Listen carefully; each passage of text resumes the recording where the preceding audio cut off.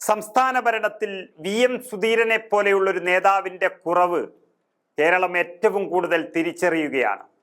കുറവ് എന്ന് പറയുമ്പോൾ അദ്ദേഹം രാഷ്ട്രീയത്തിൽ ഉണ്ടല്ലോ എന്ന് സംശയം തോന്നും.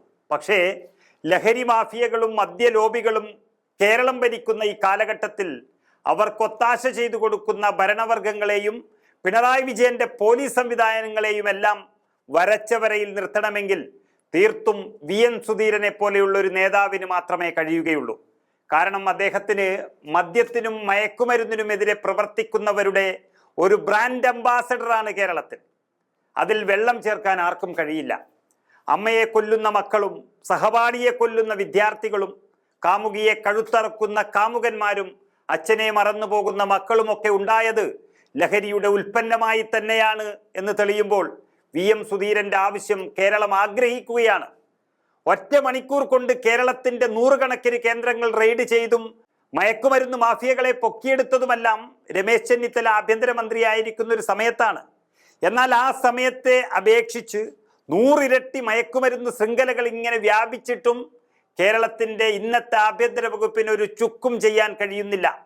എക്സൈസ് എന്നൊരു വകുപ്പ് തന്നെ കേരളത്തിൽ ഉണ്ട് എന്നറിയുന്നത് തന്നെ പാലക്കാട്ടൊരു മദ്യ ഉൽപാദന കേന്ദ്രം നടത്തുന്ന ബ്രുവരി തുടങ്ങുന്നത് കൊണ്ടാണ്. ഏതെങ്കിലും കേസിൽ അറസ്റ്റ് നടന്നാൽ തന്നെ ഉന്നതങ്ങളിൽ നിന്നും വിളി വരും.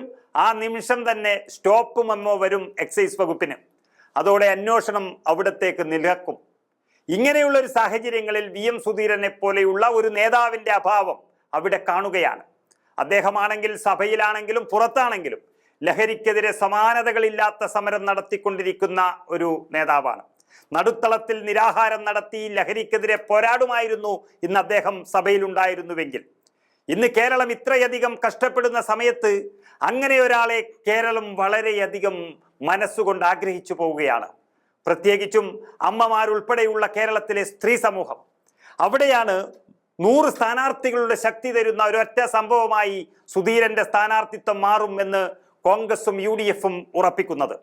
സുധീരന്റെ സ്ഥാനാർത്ഥിത്വം വേണമെന്ന് പറയുമ്പോൾ മറ്റുള്ള കോൺഗ്രസ് നേതാക്കൾ ലഹരിക്കെതിരെ പോരാടാൻ കഴിവുള്ളവർ അല്ലേ എന്നുള്ളതല്ല, മറിച്ച് ലഹരിക്കെതിരെ പോരാടാൻ തീരുമാനിച്ചിരിക്കുന്ന കോൺഗ്രസിനും UDFിനും വലിയ പിന്തുണ നൽകുന്ന കേരളം സുധീരന്റെ സാന്നിധ്യം കൂടിയാകുമ്പോൾ എന്തെന്നില്ലാത്ത കുതിപ്പ് നടത്തുമെന്ന് ഉറപ്പാണ്.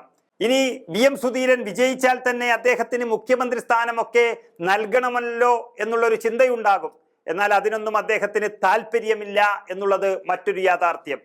അല്ല, ലഹരി കാർന്നു തിന്നുന്ന കേരളത്തിൽ അതില്ലാതാക്കാനാണ് ആദ്യത്തെ തീരുമാനമെങ്കിൽ ഇനിയൊരിക്കലും തിരിച്ചു വരാൻ കഴിയാത്ത തരത്തിൽ കേരളം ലഹരിക്ക് അടിമപ്പെടുന്നു എന്ന് അതിനെ രക്ഷിച്ചിട്ട് മതി ഇനി എന്തുമെന്ന് ചിന്തിക്കുന്ന ഒരു കേരളത്തിൽ VM സുധീരൻ മുഖ്യമന്ത്രി ആയാലും അത് ഗുണം ചെയ്യുകയേ ഉള്ളൂ.